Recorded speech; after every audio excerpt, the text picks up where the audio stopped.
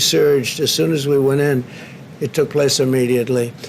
Okay, please, thank you. Mr. President, are you giving any consideration, or did you give any consideration to the governor and mayor's request not to come to Kenosha tomorrow? No, because Kenosha was something we did a good job on. The governor didn't want us there. He didn't want the National Guard, as you know. He was very reluctant, but I give him credit because ultimately he said yes, and as soon as he said yes, the problem ended.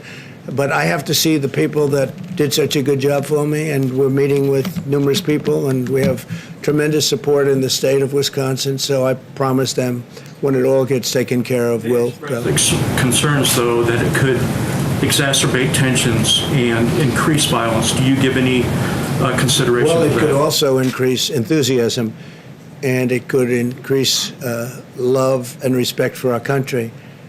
And that's why I'm going, because they did a fantastic job. As soon as I called and told them, let's go, the whole problem stopped. That was, what, 6 days ago? Yeah, Jeff? Mr. President, why are you not meeting with the family of Jacob Blake while you're there? Well, I spoke with the pastor, wonderful man, the family's pastor, and I thought it would be better not to do anything where there are lawyers involved. They wanted me to speak, but they wanted to have lawyers involved, and I thought that was inappropriate, so I didn't do that. But I did speak with the pastor of the family, who's a fine man, a wonderful man, and I think we had a great talk.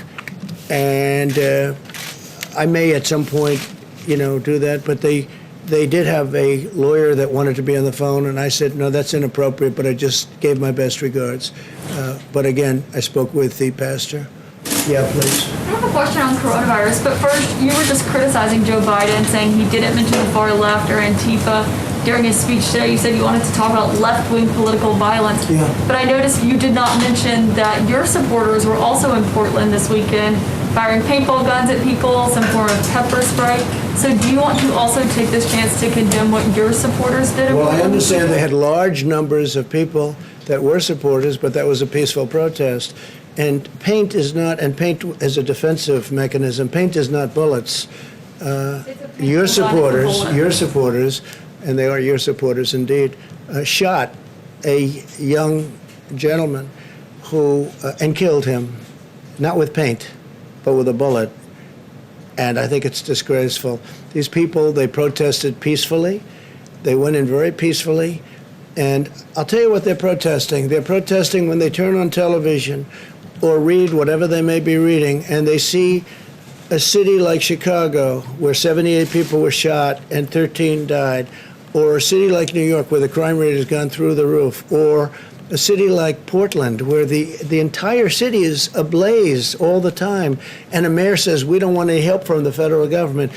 When these people turn that on and they see that, they say, this is not our country. This is not our country. That was a peaceful protest, totally. It was a supporter of yours, Go Mr. ahead, President. Yeah, go ahead, please. It was a supporter of yours, Mr. President. Are you going to condemn the action? It was a supporter of yours, Mr. President, who killed someone that is accused of killing two people. It's a supporter of yours. Are you going to condemn the actions of vigilantes like Kyle Rittenhouse? Well, we're looking at all of it. That was an interesting situation. You saw the same tape as I saw, and he was trying to get away from them, I guess, it looks like, and he fell, and then they very violently attacked him, and it was something that we're looking at right now, and it's under investigation, but I guess he was in very big trouble. He would have been. He probably would have been killed. But it's under investigation. Do you think private citizens should be taking guns? I'd like to see law enforcement take care of everything.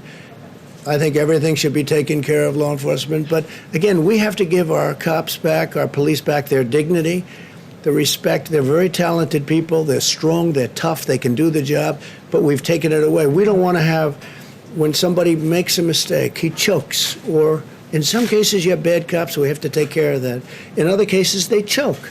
They have a quarter of a second to make a decision. And sometimes they make the wrong decision. If they make the wrong decision, if they make the wrong decision in the other direction, they're probably dead. So they choke sometimes. And that goes on the evening news for weeks. And the thousands and tens of thousands of great things they do, nobody covers that. Nobody writes about that. But if they make a mistake, and again, the bad cops, everybody agrees they have to be very tough on bad cops. But sometimes you have a cop or a police person who is a good police person, right? Good. But they choke. You know, the timing, and they go through this and they study this and they work on it all the time. They literally have a quarter of a second to make some of these decisions. And they make a wrong decision, and it's very devastating. But I will say this, I honor law enforcement. We wouldn't be here right now if it wasn't for law enforcement. We have to stop this horrible left-wing ideology that seems to be permeating our country. And basically it's weakness. It's weakness on behalf of Democrat politicians or Republicans. We don't have problems. You take a look at our cities. Our cities are doing very well. They're safe. They're secure. I spent a lot of time in Texas, as you know, just a couple of days ago, and I was with the governor of Texas, Greg Abbott. He was explaining they wouldn't put up with it for a minute. They just don't have the kind of problems that other people have. Thank you very much. I appreciate it. Mr. President, I'd like to finish my question if you could come back, please, since you did not let me finish my question, Mr. President. All right, everybody, there you have it. These cities are Democrat run. All of these cities have experienced anarchy, violence, and destruction in recent days, the opposite of a peaceful protest. This is the reality facing American cities and towns across the country. This is not hypothetical. These are real people and real lives that have been impacted. Portland Mayor Ted Wheeler rejected federal law enforcement in an irrational and tone-deaf letter. Mayor Wheeler might have thought he put political points on the board, but the very next day, a protester was shot and killed on the streets of his city. Before the Trump administration took action in Kenosha, businesses were burned, property damaged, and chaos was rampant. Then, nearly 1,000 National Guard troops and 200 DOJ personnel were deployed at the request of local officials. President Trump showed up, and law and order arrived.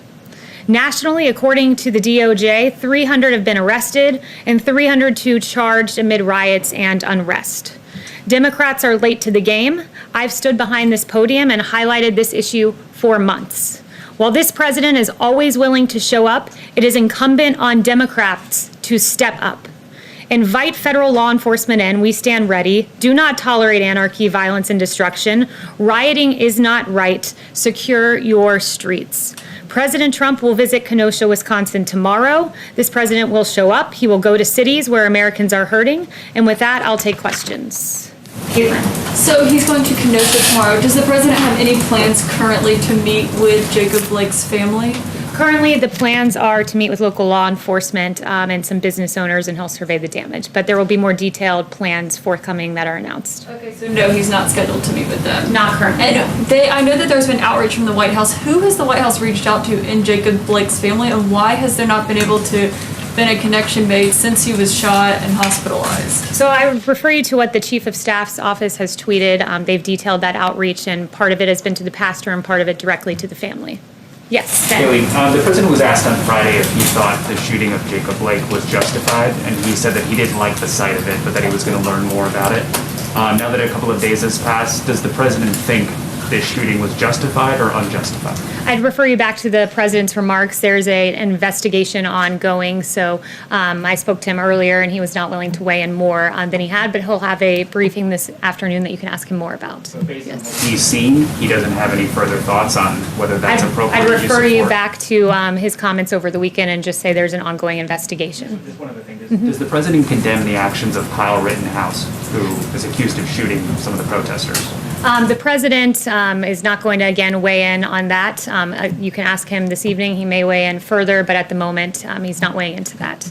Yes. Why did the president like a tweet that said the alleged shooter Kyle Rittenhouse was a good example of why I decided to vote for Trump? Can you help us understand? Well, I think I did ask him about that tweet and the like in particular, and he just wanted to bring some attention to some of the details that aren't as well known in that case, that the individual was being attacked, and that one of the individuals who arrived on the scene did have a gun. So there were some details that were not public or as public as they should be, so he was referring to that with the leg. Yes. Does he want his supporters to show up and do similar? Of course, and the president roundly condemns violence in all of its forms. Yes. Haley, on the Director of National Intelligence briefings with the Hill, the president said the information leaked was wrong. So if that's the case, how can it be considered sensitive information? The president, are you referring to the July 31st briefing? Yes, so the president has been very clear, and more clearly Director Radcliffe, in saying that leaks for political purposes are not to be tolerated. We will fulfill statutory obligations, but leaks on private briefings to Congress should not be tolerated. Just one follow-up, please. How long will the oral briefings be off the table? Is this a permanent decision or just through the election? I'd refer you to ODNI, but they've been very clear that they'll fulfill their statutory obligation, but they will not participate in partisan leaking. Yes. Thanks, Kaylee. I have two for you on TikTok. The first is that China has said they're going to require TikTok's parent company to sign off, the government, to obtain government sign off on any sale of its U.S. business. Is the White House willing to accept such a sale that's subject to Chinese approval?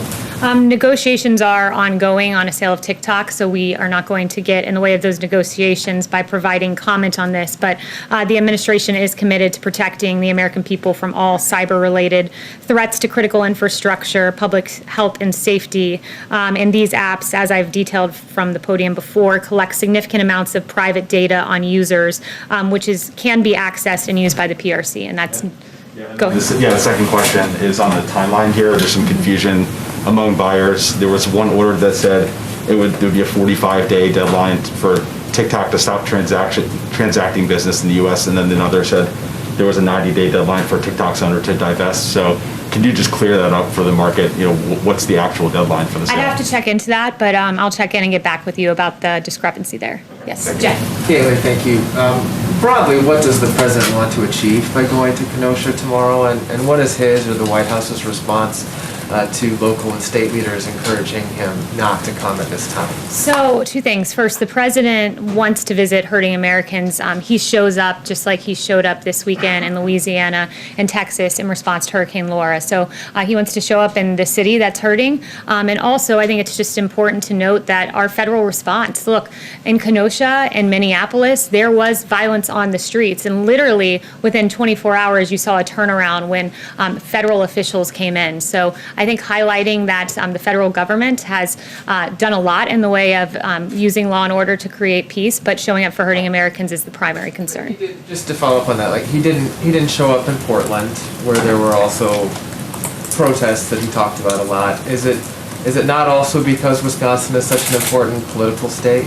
The president's showing up to see hurting Americans. He goes to several states each and every week, and this is another one in a long line of many. Yes. Haley, coronavirus infections have now reached 6 million in the U.S., over 180,000 dead. Why was the president retweeting a report over the weekend that appeared to suggest the death toll was much lower than that? The president's...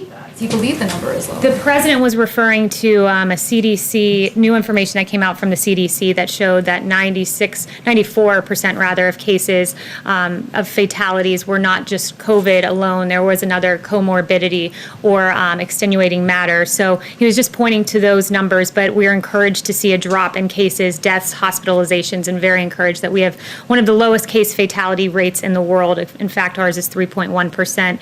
EU and UK together is 10.5%. So we're encouraged that our therapeutics are working and saving lives thanks to the hard work of President Trump tearing down bureaucratic barriers. Number, is he trying to downplay the death toll and the... No, he was highlighting new CDC information that came out that was worth noting. Yes. I want to ask you about one of the president's other tweets this weekend. He took a video or retweeted a video of caravan of people driving into Portland with Trump and American flags flying. He called them great patriots. What about that image does the president see as patriotic? And ostensibly, you're talking about people going into a city in which they don't live, presumably to protect property they don't own. What's patriotic about that activity? The president was highlighting that these were good Americans going in to peacefully be a part of a protest and show their voice. And, that's what he was noting by the tweet and highlighting the video, which he routinely does. The video of them scuffling, shooting paintballs at people, getting in the mix with people, is that patriotic activity? I don't think the president's seen that video, nor have I, but if you're going to ask about paintballs, it's incredible that for 90 days I've stood at this podium talking about officers who have been lasers flashed in their eyes in an attempt to blind them, commercial grade fireworks being thrown at them, a church right out here burning down, the people that were harassed and yelled at, Senator Rand Paul, Dan Bongino, right out here. And you're going to ask me about a paintball video when in fact for 90 days we've seen horrific violence by Antifa, a radical anarchist organization. You're going to ask me about a paintball video I've yet to see, and neither is the president. Fantastic. I'm going to ask you about it, but you maintain that the people who went into the city to conduct that activity, they are The president's patriots? never seen that video. I don't even know if the people that you're referring to were a part of the paintball activity. But look, there's been 90 days of violence from left-wing anarchists. It's incredible that today is the one time you're interested in a violence when it's paintballs and we don't even know who set off these paintballs, but you fail to ask for 90 days about violence from an anarchist organization because it happens to be on the left. Francesca. Okay, thank you, Kaylee. The president is also traveling this week to Wilmington, North Carolina. He could celebrate the end of World War II in any city in America. So why is he traveling specifically to Wilmington? Why is that the place that he is choosing to designate as the first heritage city site for World War II?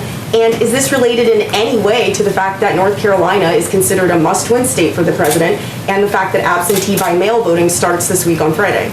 No, there's not a political purpose in this visit. This president's visiting it to commemorate a great site in American history. Yes. Was it specifically selected then? Yes.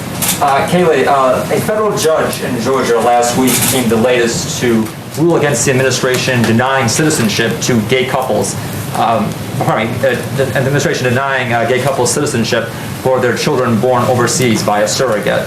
Yet the Justice Department continues to appeal these cases. How can the administration claim to be proud of its LGBTQ record when it's litigating against these couples? Yeah, so that pertained to surrogacy, and it had nothing to do with the sexual orientation of the parents. And this administration and president will proudly stand on our record of achievements, like leading a global initiative to end the criminalization of homosexuality throughout the world, launching a plan to end the AIDS epidemic by 2030, and easing a ban on blood donations from gay and bisexual men. But the federal judge has ruled the interpretation of that law Yes. is not correct, and that there's statutory and constitutional concerns. Again, if for anything further, I'd refer you to the State Department. Yes. What is the message of the White House, the people who are still protesting in the street in Belarus despite threats? Yeah, it's an important question, and we'll always stand on the side of freedom and democracy. We continue to follow the developments in Belarus closely, and we support international efforts to look independently into electoral irregularities, human rights abuses, and the government crackdown. And the massive number of Belarusians protesting peacefully makes clear that the government can no longer ignore the people's call for democracy, and Russia must also respect Belarus's sovereignty and the right of its people to elect their own leaders freely and fairly. Sorry. Yes. Thanks, Kaylee. The president at a campaign rally Friday night talked about the possibility, of declaring an insurrection over the rioting. Does he believe there's an insurrection going on, and if so, what's holding him back? So the president does not want to invoke the Insurrection Act, which has been used very sparingly. But what he does want is to help these cities where he can. And when you see Kenosha, when federal forces came in, there was peace in Minneapolis. And in both of those cases, it was at the invitation of the governor. So we want to work collaboratively with Democrat mayors and governors. They, after all, do hold the police power as embedded in the Constitution to control their streets. But we, as a federal government, are willing to supplement. You mentioned the person who was killed in Portland last weekend. He was a Trump supporter. Does the president feel like Portland right now is too dangerous for his supporters? Should they stay away from the city? The president believes that people of all ideologies should be able to peacefully protest and not have their lives put at risk, like Aaron J. Danielson, who lost his life. Noteworthy that his suspected killer said he was, quote, 100% Antifa and ready for, quote, war. Unacceptable. Yes. Thanks, Kaylee. I wanted to follow up on what Catherine was asking about the coronavirus numbers. Given that they're going up, is the president rethinking and urging to reopen schools? And what is the administration's message to parents who might be worried about sending their kids back to class among these rising numbers? So first of all, there's been a drop in cases, deaths, and hospitalizations. In fact, since the peak in July, we saw a 38% decrease in the 7-day average of cases. So numbers are going down. It's paramount that students have the option to go back to school, that parents have a choice to send their kids back to school. And as Dr. Redfield said, CDC director, I think we have to be honest that the public health and interest of students in the nation right now is to get a quality education and face-to-face learning.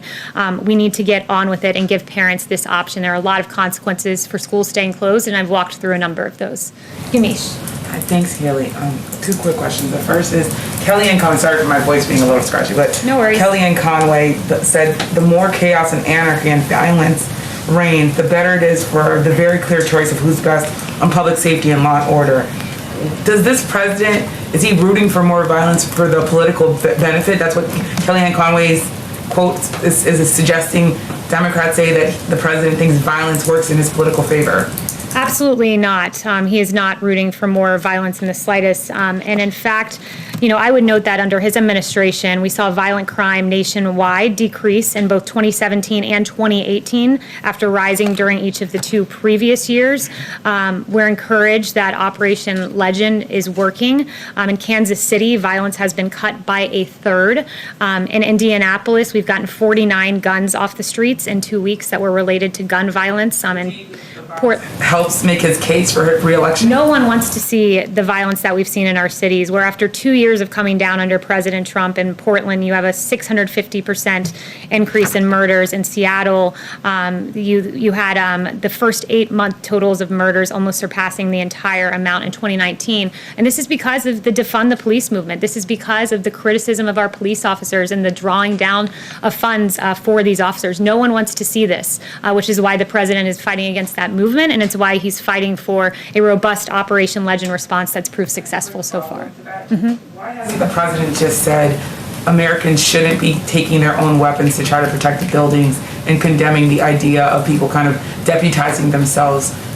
And does this White House believe that citizens should stop showing up to cities, especially the ones they don't live in, to have guns to protect buildings? This White House believes our police should be fully funded. We should have more police rather than less. We shouldn't criticize our police because it is our police officers who are responsible for taking to the streets and protecting us. And when they're called cancers by Congresswoman Ilhan Omar, when they're compared to the KKK by a current sitting vice presidential candidate, it's appalling, it's despicable. We need to fund our police officers because they should be the ones out patrolling the streets. Yes, Chanel. Thank you, Kaylee.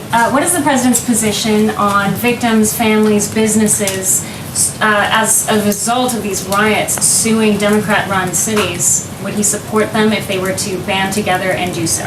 I haven't spoken to him about that specifically, but certainly what you're seeing is it is Democrat cities where you're seeing all of these numbers increase. When you look at, I just noted to Yamish, Portland, Seattle, Philadelphia, Minneapolis, Chicago, New York City, these have all seen anywhere from a 33% spike in the murder rate to a 277% increase in 1 month alone in New York City. It's appalling, and it is Democrat governors and mayors and lawlessness that they're allowing to prevail. When federal forces come in, the situation changes, and it's so interesting to me to see Democrats who once disparaged, who ignored the violence, I should say, all of a sudden caring about it. But let's not forget what they said previously. Speaker Nancy Pelosi downplaying the violence rocking U.S. cities, ignorantly saying people will do what they do.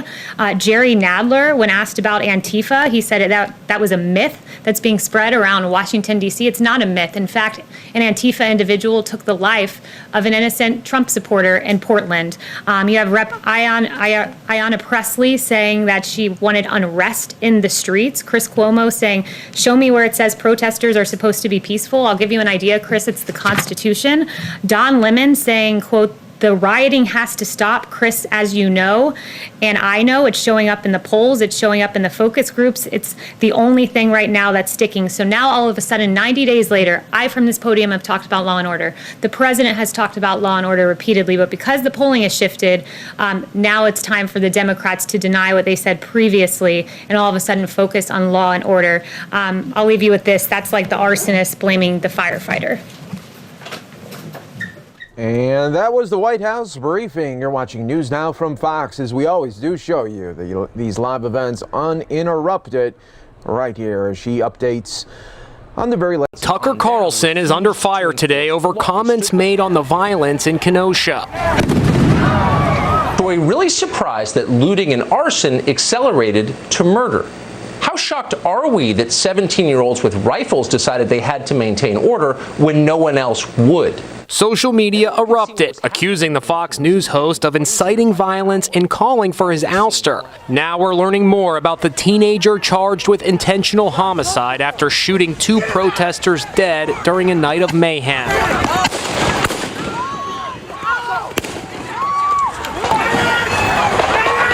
In this video obtained by Inside Edition, Kyle Rittenhouse explains that he joined a band of armed men defending businesses from looting.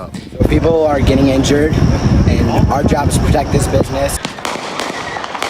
He allegedly shot a man in the head at a besieged car dealership. Rittenhouse can be seen fleeing the scene, then tripping as protesters tried to disarm him. He fired his rifle and a second man was killed. Brendan Gutenschwager took the disturbing video. That somebody could have just committed such acts and then just basically get up and walk as if nothing had happened. It defies imagination. So who is this young man who is sparking the intense national debate? Rittenhouse attended a Trump rally in Iowa in January and sat in the front row not far from the president. The campaign issued a statement saying President Trump condemns all forms of violence. This individual had nothing to do with our campaign. At the Republican convention, Vice President Pence spoke about the outbreak of violence and got the biggest cheers of the night. We will have law and order on the streets of this country. We're now learning the identity of the police officer who shot Jacob Blake in the back 7 times. He is Rustin Shesky, a 7-year veteran. Authorities claim Blake kept a knife on the floor of his SUV, prompting this reaction from Gail King. That the knife was in the car underneath the floor mat. So when they shot him, they did not know anything about the knife. When you look at the Black Lives Matter movement, you've got to look at the cause of why this is happening. These aren't people just going crazy in the streets for no reason. It's too much to me.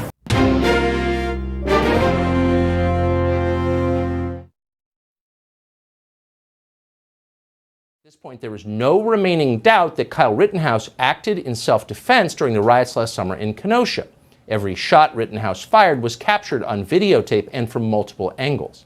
Every single witness who testified this week at the trial confirmed exactly what happened. And here are the facts of it. A convicted child rapist called Joseph Rosenbaum was released from a mental hospital and then went directly to join the mob that was burning downtown Kenosha. Once he got to the riot, Rosenbaum saw Kyle Rittenhouse and immediately threatened to kill him. Rosenbaum then chased Rittenhouse and tried to pull the gun from his hands. When he did that, Kyle Rittenhouse shot him. So Joseph Rosenbaum died as he had lived, trying to touch an unwilling minor.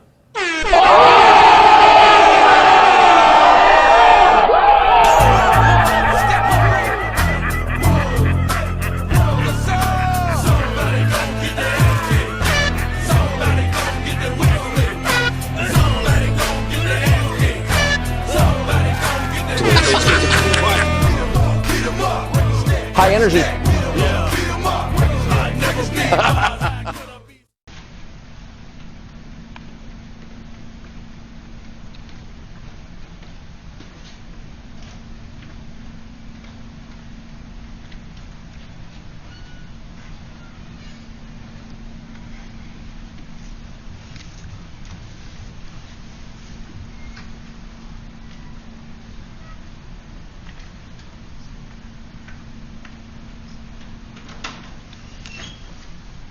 All right, members of the jury, have you elected a foreperson? Would you give your juror number, please? 54. 54. And has the jury reached a verdict as to each count of the information? Yes, we have, Your Honor. One verdict and one verdict only. Yes. Would you hand all of the paperwork to the bailiff, please? This is the ones that you didn't know. Everything? Okay. Yeah, thanks.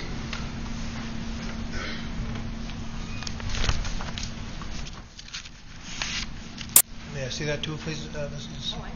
Chairman? Thank you.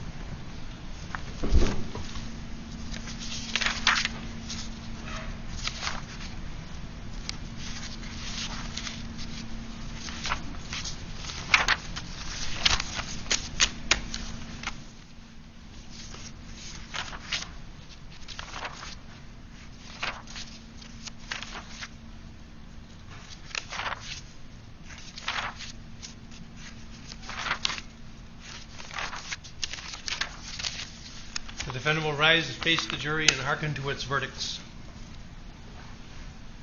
State of Wisconsin versus Kyle Rittenhouse.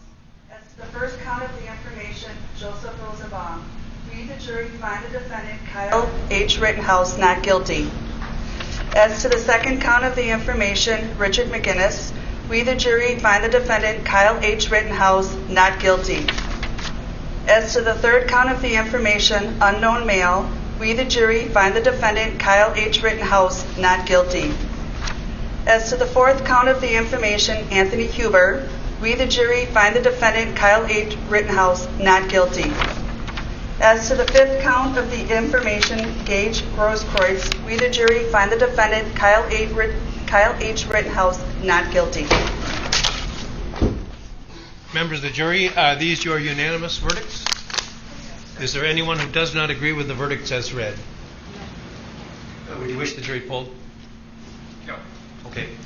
Okay, folks, your job is done, and we started just about 3 weeks ago.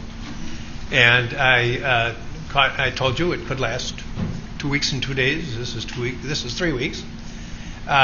You were a wonderful jury to work with. You were punctual. You were attentive.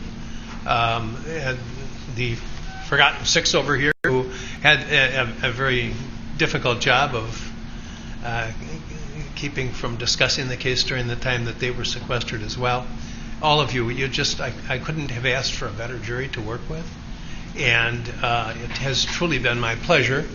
I think, without commenting on the verdicts themselves, just in terms of your the attentiveness and the cooperation that you gave to us, this justifies the confidence that the founders of our country placed in you. So I dismiss you at this time. You're never under any obligation to discuss any aspect of this case with anyone. You're welcome to do so as little or as much as you want. The media have requested, a number of media sources have requested the ability to talk to you, and they have been allowed to present presentations to you that you'll get in writing, and it's entirely up to you whether you want to contact them. They are not to contact you. If anyone does contact you and just tell them you're not interested in discussing it, if that's the case, and if anyone persists in doing so, report that to us and it will be addressed, I assure you. At the beginning of the trial, there was some concern about information and your safety, and I assure you that we will take every measure to ensure that that is your concerns are addressed and respected.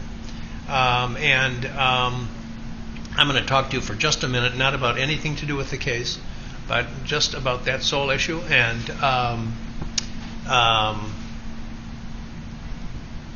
you, as I say, you're welcome to discuss the case as little or as much as you want.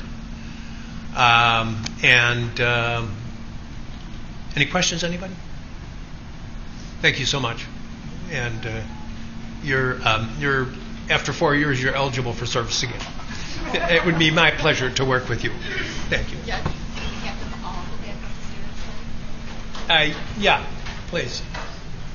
Or in the they can attend in the library. It's not going to be more than a minute, or maybe it will be. Well, yeah, take them upstairs. That's fine. That's fine.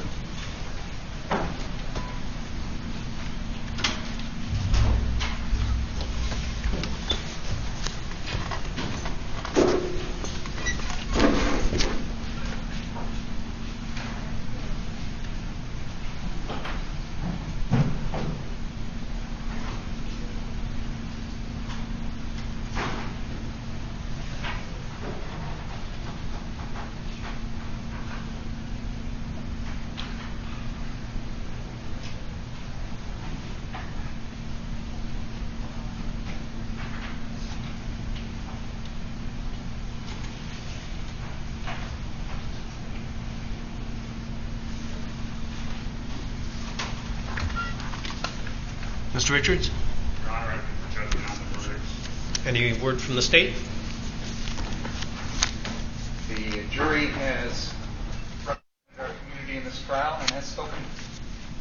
All right, the motion of the defendant is granted. The charges against the defendant on all counts are dismissed with prejudice, and he is released from the obligation of his bond. Anything else? No, Your Honor. Thank you. Good day. I just sent an email from a bond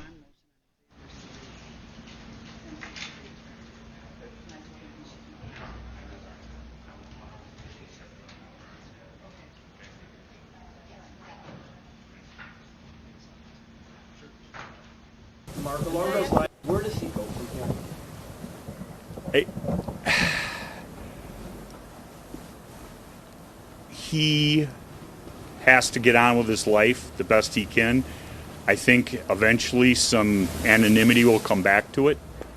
I don't think he'll continue to live in this area. I think it's too dangerous. He's had 24-hour security since this happened. We're thankful that the judge protected his address. Everybody in this case, and when I say that, I mean prosecution, defense. To me, it's scary how many death threats we've had. You know, I was answering my phone on the way back from court in Kenosha. My office isn't that far. After the third death threat, I quit answering the phone. And Mark, what do you say to people who may look at this verdict and still think that he had no business being in Kenosha? What do you say to people who are... He had as much business being there as any of the demonstrators or the rioters. That's all I could say. I mean, there's going to be people who will never agree with that statement, but you know, if we all would just mind our own business a little bit, I think we'd all be better off.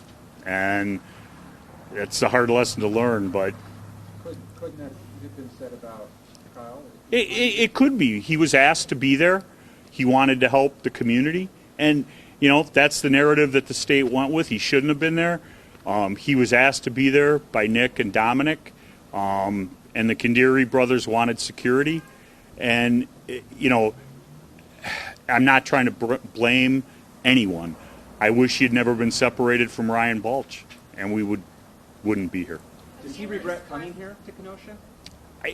I don't believe he does. I mean, you know, if he had to do it all over again and you said same thing is going to happen and life is going to be put in a living hell for a year and you're going to not know if you're going to be a free man, he would say, I wouldn't go.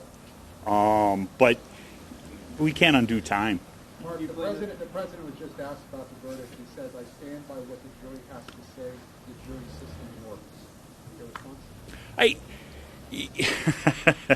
And I'm not laughing at President Biden. What I'm laughing at is a friend of mine who's a lawyer said, he goes, and him and I had done a big case together 7-8 years ago. And he said, do you think this Rittenhouse is going to be bigger than that case? And I said, you know, I do. And he said, why do you say that? And I said, I've never had a case, and I don't think I ever will, where within 2 days or 3 days of one another, you know, the president and the presidential candidate comment on it. And both of them had such different beliefs. President Biden said some things that I think are so incorrect and untrue. He's not a white supremacist. I'm glad that he at least respects the jury verdict. And if the government had any information regarding his cell phone or anything, that he had been to any of those websites or been online doing that kind of stuff, it would have been introduced in evidence. It wasn't. We were the individuals who released his cell phone, which couldn't be cracked by the FBI because we had nothing to hide. For those of us that got here a little bit late, can you just kind of reiterate or go over his reaction immediately after? No, I'm not doing reruns. In any civil actions? What's that? Do you plan to represent him in civil actions? I'm a criminal defense attorney. I don't do civil stuff. You're a veteran criminal defense attorney. Talk about what's the one thing you learned. Okay, folks, your job is done. And Every case is different, and every case has surprises. Hey, I learned I could wait 24 hours for a verdict. What about what happened to the $2 million bond? I suspect there will be a fight over that. John Pierce is the person who posted the bond. All of that money was raised on behalf of Kyle. Lynn Wood and Fight Back say that they're entitled to it. There was, and when I'm using round numbers, but there was $500,000, I think, that came directly from Wendy Rittenhouse from money she had raised. So there's going to be a fight over that, and I'm just thankful that there will be a fight over that, because if he had lost, it wouldn't have mattered. Kyle had aspirations to be a first responder. Is that still? He wants to be a nurse. Still wants to be a nurse. What would you say your biggest takeaway is from this 25-plus hour jury deliberation? What do you think that says? I need to be more patient. Now that he has been acquitted, can you look back and point to a pivotal moment that was successful for you, that you think created this outcome? Getting rid of the first two lawyers. And, that might be a smart alecky comment, but I mean that. And I got my best friend, Corey, to join, who I trust. And to be able to work with somebody who you don't have to check their work, you don't worry about what they're going to be doing, you give them a project and it's done as good or better as you do yourself, it's priceless. There's been a lot of commentary on the prosecutor's performance in this case. What would you say being up there with them every day? You must have got here a little bit late. I've known Tom Binger for a long time. I knew him when he was a civil lawyer. I'm disappointed with some of the things he did, and I've said why. Such as what? Putting on the Kandiri brothers when you know they're lying.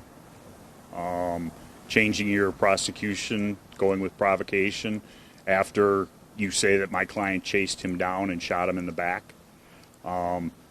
Calling him an active shooter when he's not. Justice is done when the truth is reached, and I don't know that it's set up to do that, but a prosecutor is supposed to seek the truth. It's not about winning, and this case became about winning, and that's probably why it got so personal. How about the judge? What do you say about how the judge handled the case? I've never seen so much made of so little, and that's not to pick on you guys or anything like that, but I've tried cases as a prosecutor 100 years ago in front of Judge Schrader. I've tried cases as a defense lawyer, and him and I butted heads as a defense lawyer. Judge Schrader gives you a fair trial as a defendant. You don't want him to sentence your client, okay? But in this case, we were looking for a fair trial, and if we lost, we knew what was going to happen. So it wouldn't have mattered whether it was that judge or some other judge. He's getting life in prison. So I'd rather have a fair trial. I thought he gave us a fair trial. Everybody got all crazy about the tumbler. Who cares? That has nothing to do with this. I mean, I've seen the tumbler used before. I've seen clerks pull things out and suspicious things happen. Kyle pulled it out.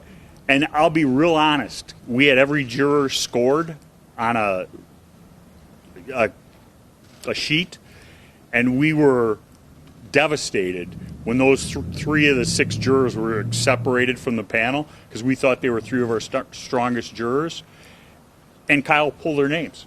So I think it's a good system.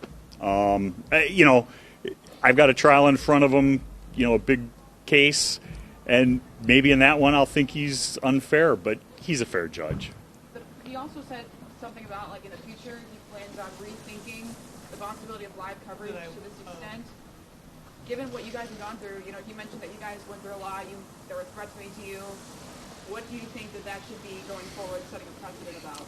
I don't know about that.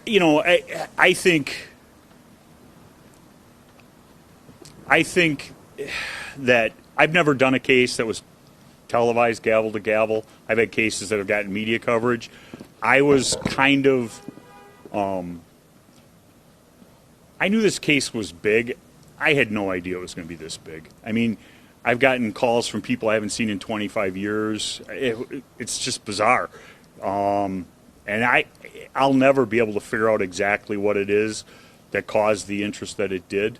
I don't think it made the attorneys act different. I don't think it made the judge act different. I suspect when everything cools down, if there was another big case in front of Judge Schrader, he'd let the cameras in. Mark, will Kyle say anything to the crowd that's gathering down there now over you on his behalf? We don't know that there'll be trouble, but there's people gathering. By the time we left, there were more and more people showing up. Do you think anything he might say could make things go better than before? I don't. The people who are going to end up causing trouble, they don't want to hear from Kyle Rittenhouse. It's what, remain calm. What do you think the wider implications of this verdict are? I don't think it's that kind of case. I mean, when you want to talk about implications and precedent and things like that, is it ever going to happen again? Is there ever going to be just a total unrest in Kenosha or some other city, and that's going to happen? I just don't see that. It was a case about self-defense, the right to protect oneself from, Mr. Rosenbaum. Don't want to speak ill of the dead, but he wasn't a nice person, and everybody knows why. And a lot of that didn't come in front of the jury. So I don't know that there's any broader implications. I don't want to make it bigger than it is. A couple politicians in Wisconsin have used the word vigilante to refer to your client since the verdict came down. How do you react to that? Maybe they should have watched the trial. Yeah.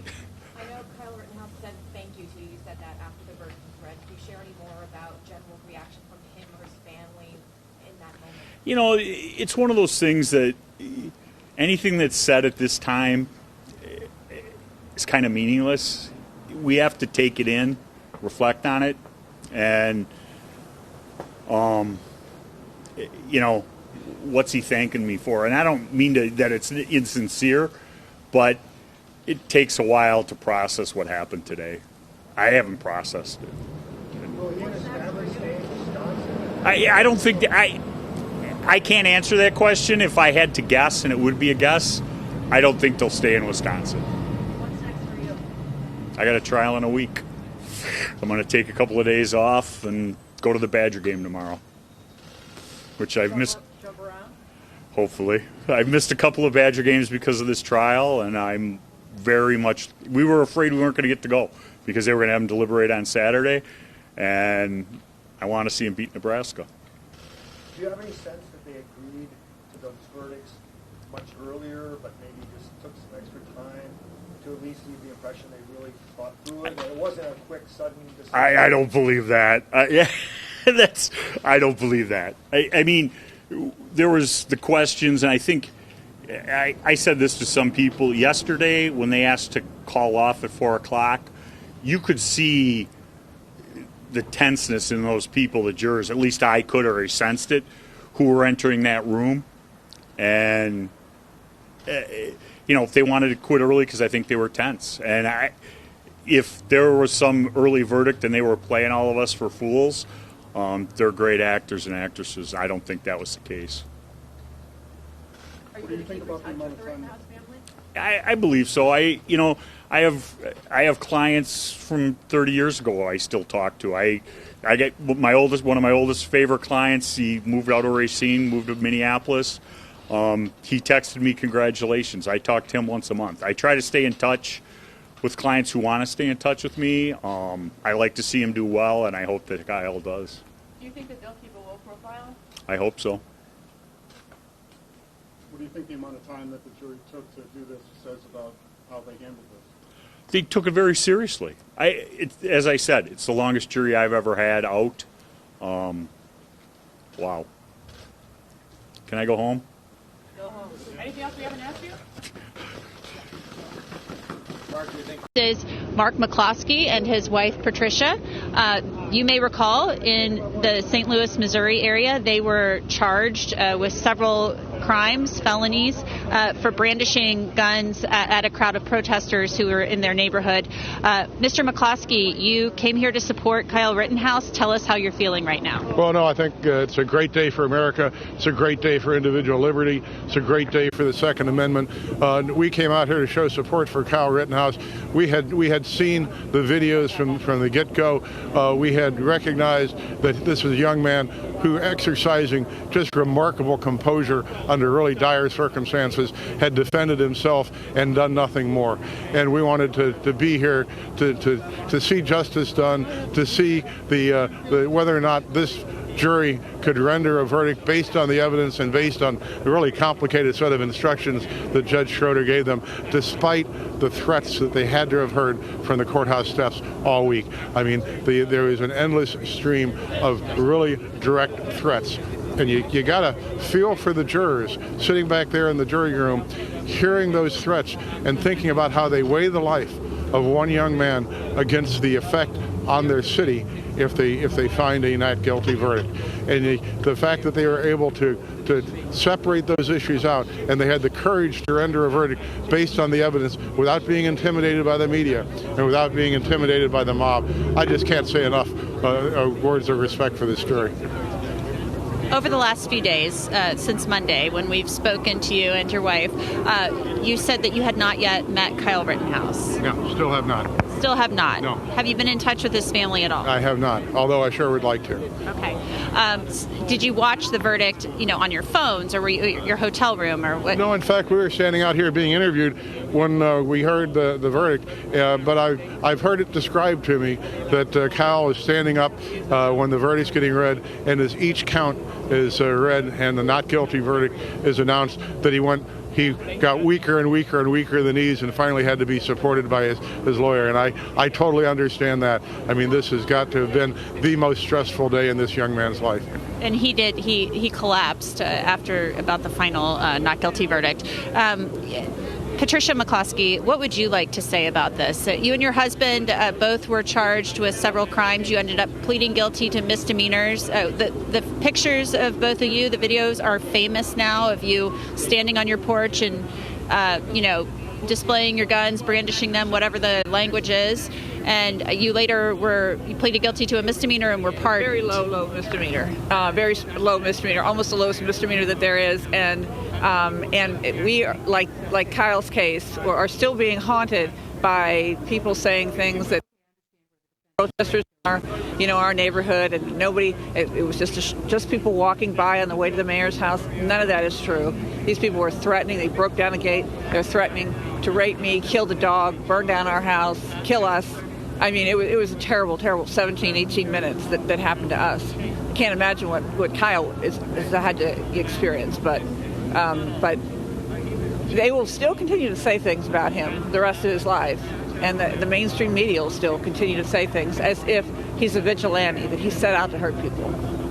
Half the country, I don't know if it's half the country, but, this is such a polarized nation. So I'm just guessing here. Half the country is upset by this verdict. Half the country, maybe a little more than half, is happy about the verdict and thinks it's the right verdict.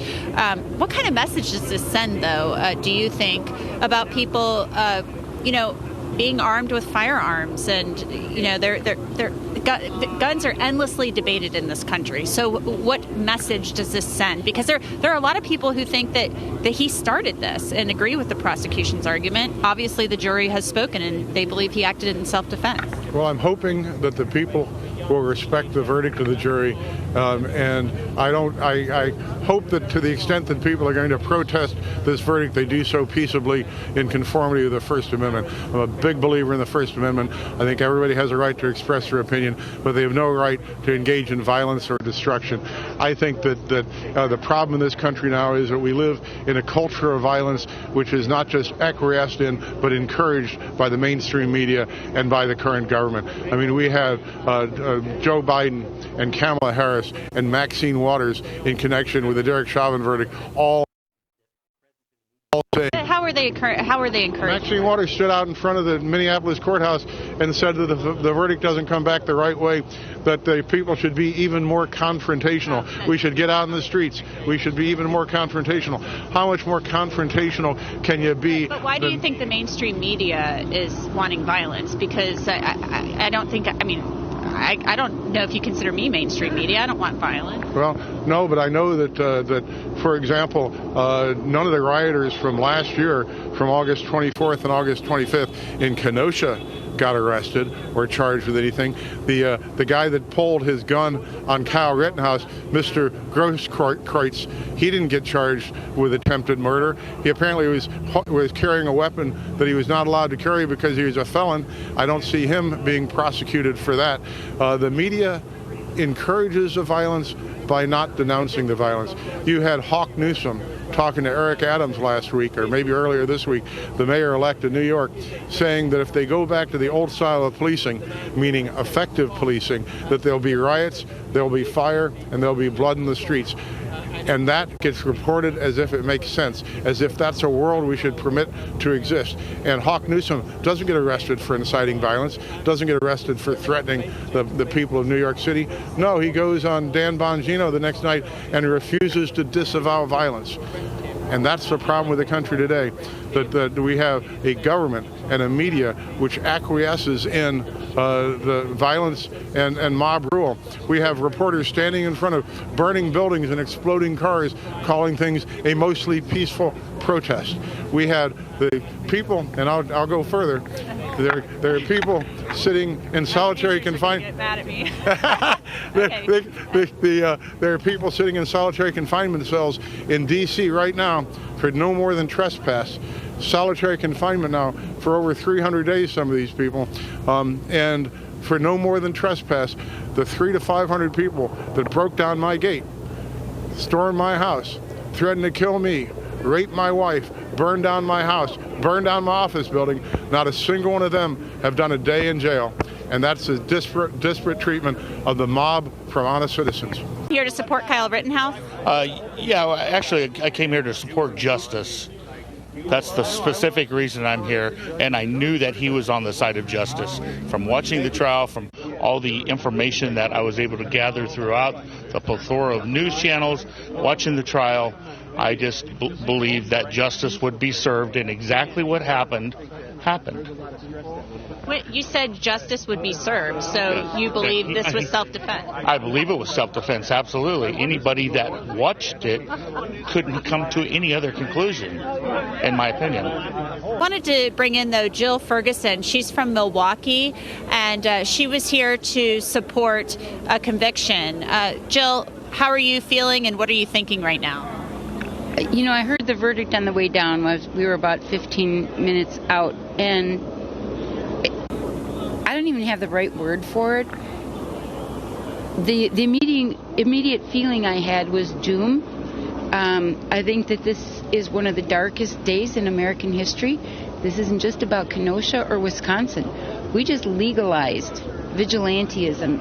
Vigilantism is sport killing. Kyle did not come down here as a medic. You know, he's not a medic. You know, he had a Fisher-Price medic kit. He didn't come down here for that. He specifically said he was coming down to kill, and that's what he did. And so when did he say he was coming down here to kill? There's video of that all over. You're talking about the video from 15 days before at the CVS. Yep, and on right, and where on he said he wished he had his AR-15. Yep, exactly. So he's a sport killer, and a child sport killer. What age now are we going to say vigilantism is okay? Because they just made it okay. and he was a minor. What age are we going to do? So we better start making vigilante laws then. When you can be a card-carrying vigilante, it's a dark day for this country. The hate that the former administration let out of the bottle, that genie is not going back in the bottle. But what do you say to the other side who said that a lot of things about Kyle were mischaracterized and that they believe he did act in self-defense, and this was politicized by both sides? Sure. I mean, Joe Biden, I guess, tweeted out he was a white supremacist. The attorneys said in court they didn't find anything on his phone to support that, anything like that. He made the signals in a bar with his KKK friends. So and he's held up as a hero. His mother is held up as a hero. They had a big banquet for her in Waukesha, Wisconsin. She's a hero for allowing her son to do this. What have we become? What have we become? I just keep thinking of that show, This Is Us. This is us now. This is us.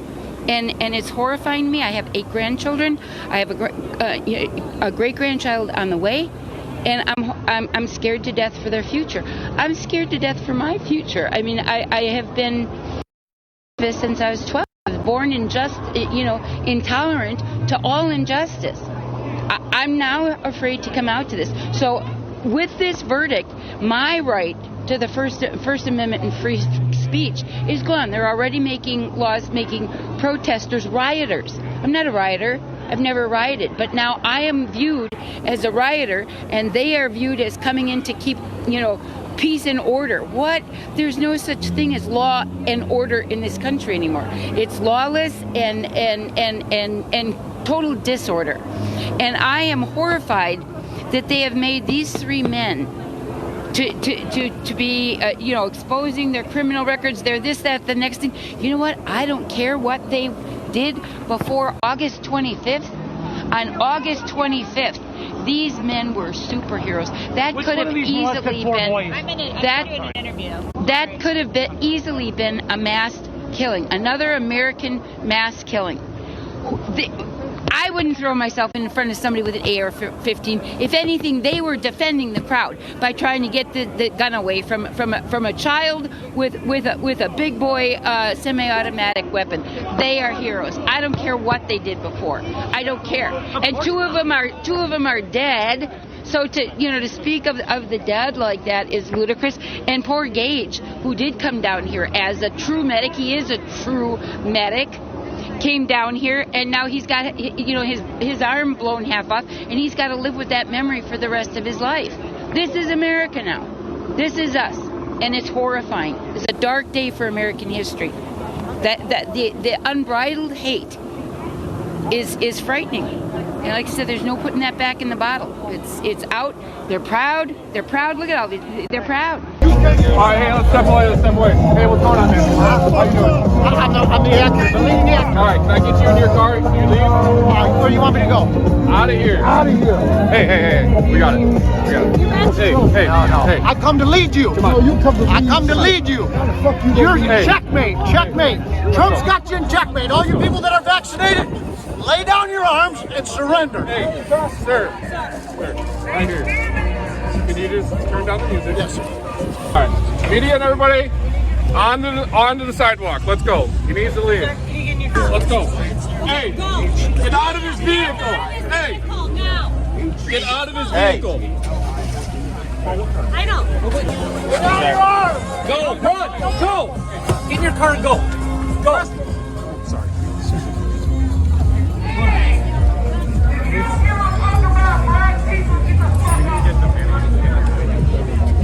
The black mannequin in the back of this car. This is against our Second Amendment right as an American. That's what this trial is about. But he wasn't defending himself. Oh, really? So if you have a gun and you came here to do what he did, so tell me this. Tell me. That's premeditated. No, it's not. Premeditated. No, you go to. Am I here with a gun today? No, I'm here with the most powerful. Neither am I. Which is my voice. I have no weapons either. He could have took an ass whooping and everybody would still be alive. But he brought a gun and changed the game. You can't say that. He brought a gun and they changed the game. It's his right. It's the Constitution to carry a gun. No. You just like you have a constitutional right to stand here and argue with me. Not premeditated to kill people. It's only premeditated when he loaded that gun and brought it here where no one else had one. That's premeditated. The jury's going to go. All right, verdicts. Let's go. Everyone say a prayer. State of Wisconsin versus Kyle Rittenhouse. As to the first count of the information, Joseph Rosenbaum. We, the jury, find the defendant, Kyle H. Rittenhouse, not guilty. Yes! Yes! We, the jury, find the defendant, Kyle H. Rittenhouse, not guilty. As to the third count of the information, unknown male, we, the jury, find the defendant, Kyle H. Rittenhouse, not guilty. As to the fourth count of the information, Anthony Huber, we, the jury, find the defendant, Kyle H. Rittenhouse, not guilty. As to the fifth count of the information, Gage Groskreutz, Thank we, the God. jury, find the defendant, Kyle H. Rittenhouse, not guilty. There we go. Members of the jury, are these your unanimous verdicts? Look at him. Is there anyone who does not agree with the verdicts as read? Oh my God. Oh, that's fantastic. Man. We still live, at least today, in the United States of America, and Kyle Rittenhouse was not guilty.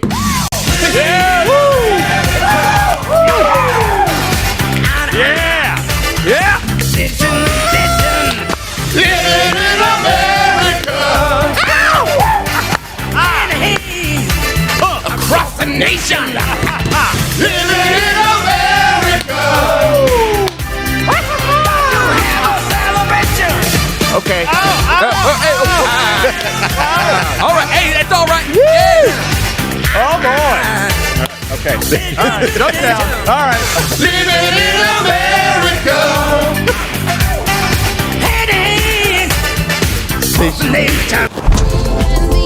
Watch Louder with Crowder live, Monday through Thursday, 10 a.m. Eastern.